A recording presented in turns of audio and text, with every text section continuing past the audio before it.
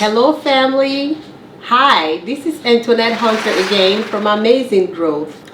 If this is your first time tuning into my channel, you are very welcome and I thank you so much for supporting me. Today, I am going to be giving you guys 5 best techniques for teaching children with autism and developmental delays.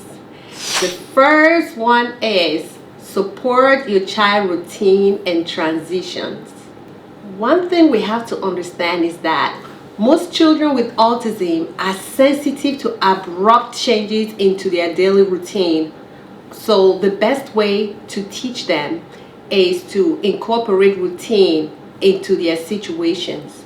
So we want to make sure we have routine for them. It makes it easier for them to function. It's most effective to maintain a predictable routine.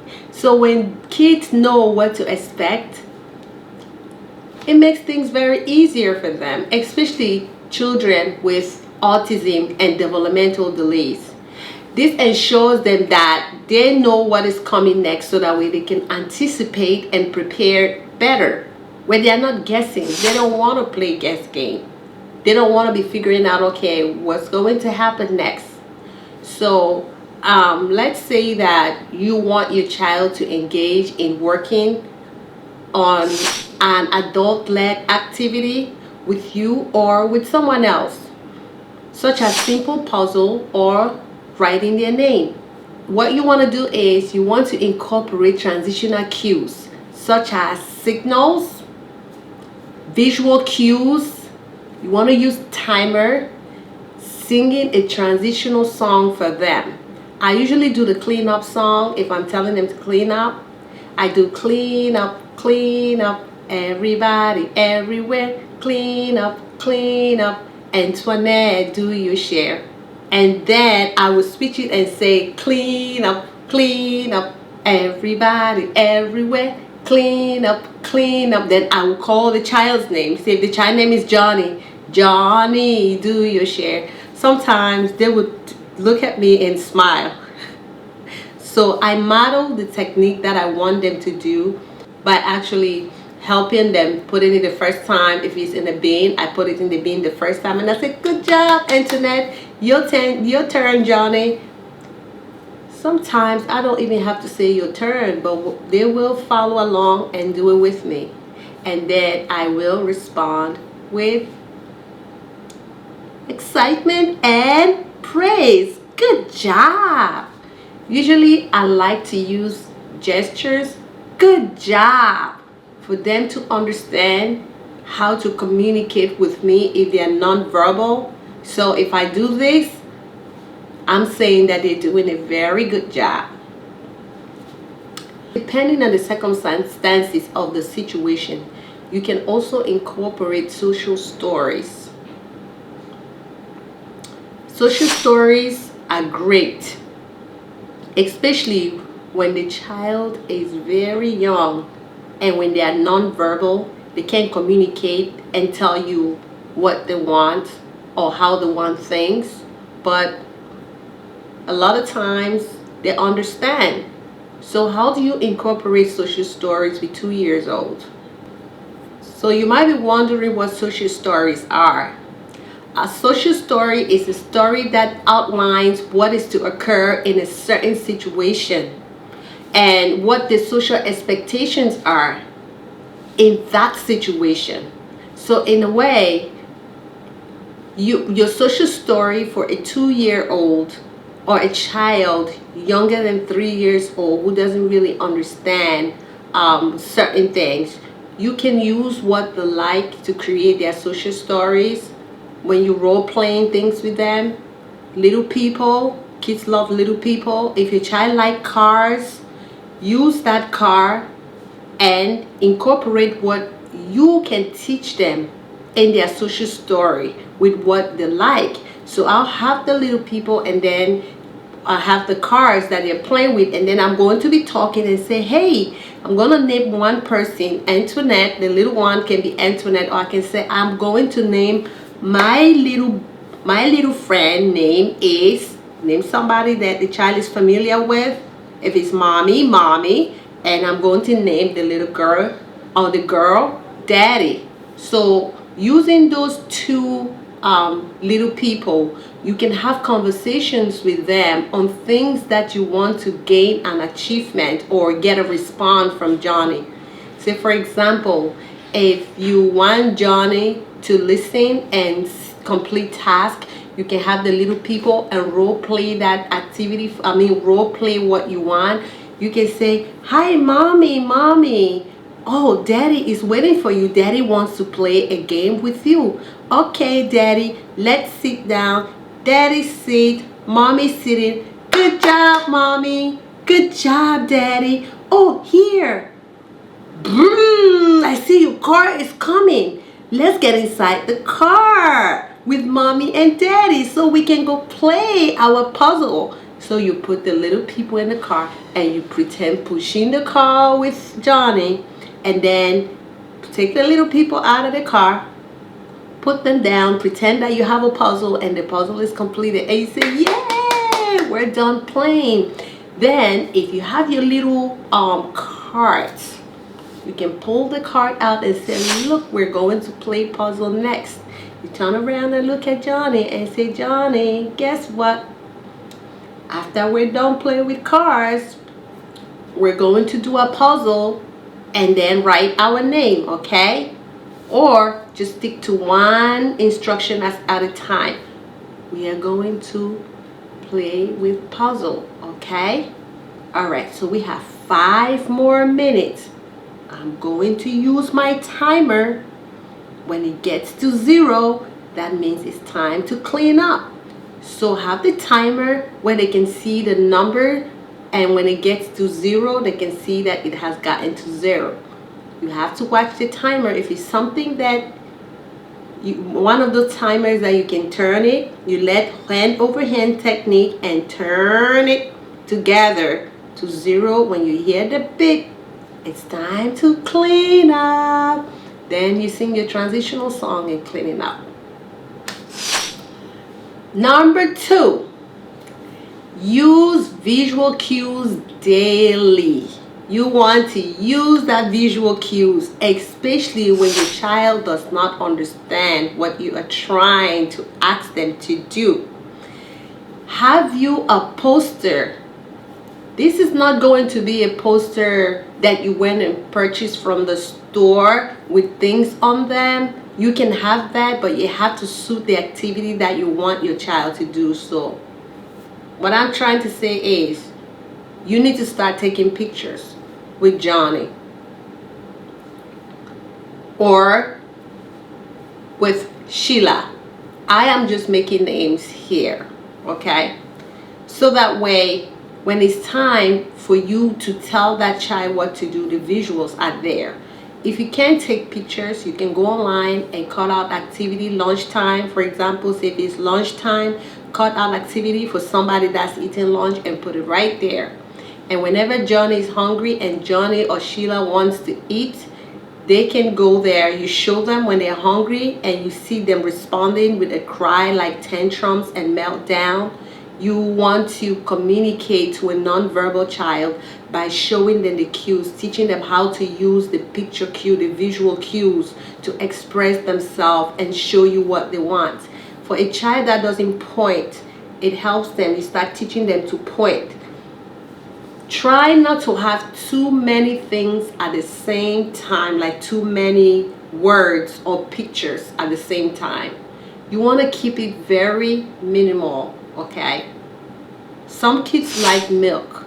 Have milk there. When they want milk, you want them to point to milk. You want milk, even if you have that milk, you take that milk from the refrigerator, milk, use your hands, point to the picture of milk, take them to the refrigerator and say milk, milk. You give it to them,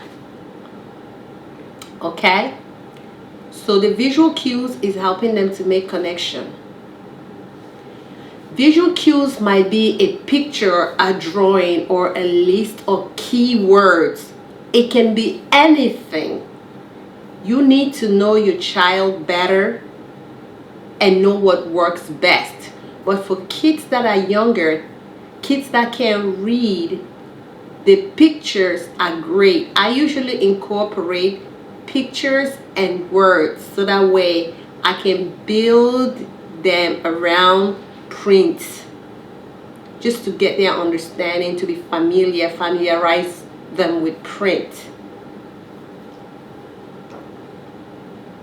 Okay, so one of the things I want you guys to understand is that often children with autism have difficulties focusing or engaging in activities that they don't prefer. And when this happens, these are called a non-preferred activity or non-preferred activities. In order to motivate and improve their learning chance, a first then cues can be used. A first then cues is you do this first and then you get what you want to do. I am going to give you an example. But let me explain a little bit about the first then cues. First then cues will have a picture correspondence to the task that needs to be completed first before engaging in a more preferred activity. Meaning, you are going to have a picture correspondence to the task that need to be completed first. So if your first choice is that you want Johnny to use a marker and make strokes on the paper, then you want to present them with that picture cues first. Okay? And then they can switch to a more preferred activity. Engage them in what you want to do, show them what you want to do first, and then later we'll do this, the next thing, meaning what they like to do. So you're doing the preferred and the non-preferred activity. You present them with a non-preferred activity first, and then we do the preferred activity. Okay, I know you want to play with water, right? I want you to play with water too, but first let's do our writing first. I want you to write with me, okay? You give them a marker and you make strokes on your paper, and you say you do. Give it to them, they make strokes. If they're not able to do it, hand over hand. Yay! Now you do more. Do another shape. It could be a circle. You go the wheels on the bus go round and round on a piece of paper. Round and round, round and round. So that way you're engaging him, you're getting him to like the activity, you're motivating him with songs and making it fun at the same time. And then you can use a hand over hand technique to assist him. Now if he's able to do it on his own, let him be. Don't force him. Some kids don't like to be touched. If they don't want you to touch them, leave it alone. But if you're doing the hand over hand, you want to gradually fade it where they can actually become independent. For example, a cues could include first we do a picture of a puzzle, and then we do what you want to do again, water. First, you write your name, and then we play with water.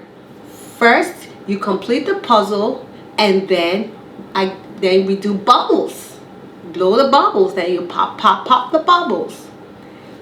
Always have a preferred and a non-preferred activity. A preferred and a non-preferred activity to get them to do what you want them to do without them feeling that you're controlling them. Because these 2 years old or kids that are younger than 3, even the ones that are older, they don't want to be told what to do, and they don't really understand yet.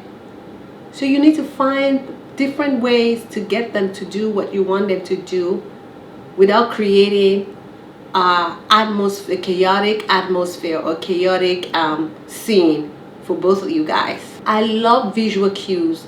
That's the reason why I'm always talking about them, because you use them in everything. Visual cues can be a very effective way to help kids with autism learn and retain skills and to aid them with communication. They'll talk to you. You can have a conversation with them based on the visual cues that they see on the paper, or the flashcard or in the book, or maybe you posting them on the walls. Number 3 is visual schedules for tasks or routines. You want to have your visual schedules for task or routine. A visual schedule can be used as a way to break down a specific part of a task or as a way to highlight a routine for children with autism. It makes it again very easy for them when you create that highlight using a visual task schedule. Children with autism often struggle with following multiple steps directions. They're already struggling with following directions.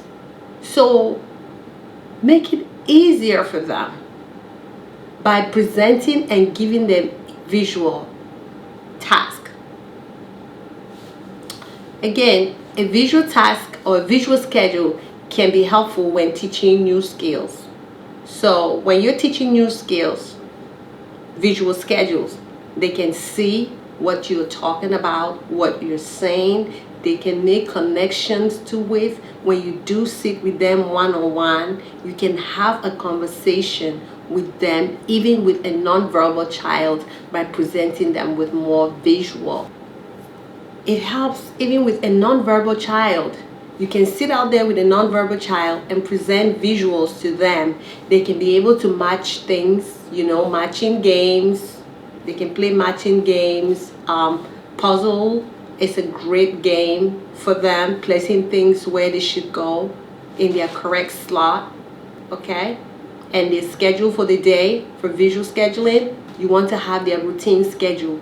In the morning, what do you do in the morning? If it's breakfast in the morning, they wake up in the morning, the first thing they do is brush their teeth. Have a picture of them brushing their teeth there. You can print that online. What do they do next? If the next thing that they do is to put their clothes on, have you right there and ask them that, okay, when they wake up in the morning, hey, good morning, Johnny. I am so happy to see you this morning. If you're a mom, good morning, how are you? Good morning. What are we gonna do this morning first? Let's go to your schedule. Take them right to that schedule that you have posted at, in the house. It could be in their bedroom, wherever. It doesn't really matter as long as they know where the schedule is. Okay, what are we going to do first? Velcro. Kids like to remove the Velcro. Remove the Velcro from the schedule and place it where they should go first, or what they should do first. If you don't have that, you can have them point to the schedule first. What do we do first? We brush our teeth. They point to that right there. Brushing our teeth. Okay, let's go brush your teeth. But if you have the Velcro where you remove it from the you can remove it from the poster and hand it to them. Let them take that Velcro with them and go to the bathroom. Put it right there on the bathroom, on the counter. If you don't want to have stickers or Velcro everywhere, you can put it on the counter. And then they brush their teeth. They can brush their teeth. When they are done brushing their teeth, they take the Velcro and put it right back, place it back on the wall where they got it from. Okay? So you want to follow through with a routine. It goes on. It's a cycle. The next activity, the next thing we have to do, if it's breakfast time, they point to the breakfast. You might have the choices, if you know that they have 3 things that they have in the morning for breakfast, include their breakfast meal right there. What are you going to be eating today for breakfast? You want to have cereal or choices? Again, you're teaching them during this time. It's a learning time, but they're not even realizing that they're learning. Would you like to have oatmeal or cereal? So those visual schedule is very important. Even with their doctor's visits, you can include it in their daily routine. Number 4, incorporate sensory tools during playtime. I can't emphasize this enough. Know what your child like. If your child is a sensory seeker, give them sensory into their play. You can use sand, kinetic sand. You can get ground from outside. You can get sticks from out there, break it up, put water in it. Kids are very easy to please. You have to understand that each person has a certain sensory preference, regardless if they have difficulties or not. Every person responds to sensory things differently. Children with autism have their own specific sensory needs, as well as others, like as well as people who don't have autism. An occupational therapist can assist you with assessing this issue. Okay, if your child has problem with sensory, when it comes to sensory, an occupational therapist can assist you with assessing these and implement the strategies on how you can use sensory with your child, or what kind of sensory works best for them. But really, based on my experience, I'm not an OT, I'm a DEI, a developmental intervention specialist. I usually study the child in their natural environment.